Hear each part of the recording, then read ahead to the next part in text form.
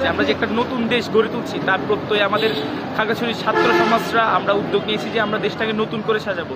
তারই ধারাবাহিকতায় আমাদের আজকের এই প্রোগ্রামটা চলতেছে।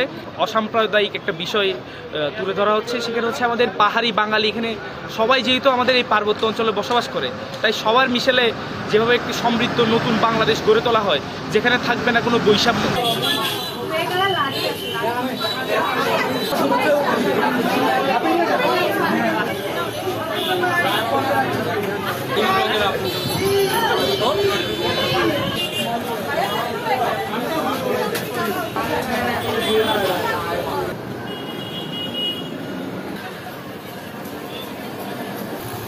এখানে অনেক রকমের বিভাজন হচ্ছে না।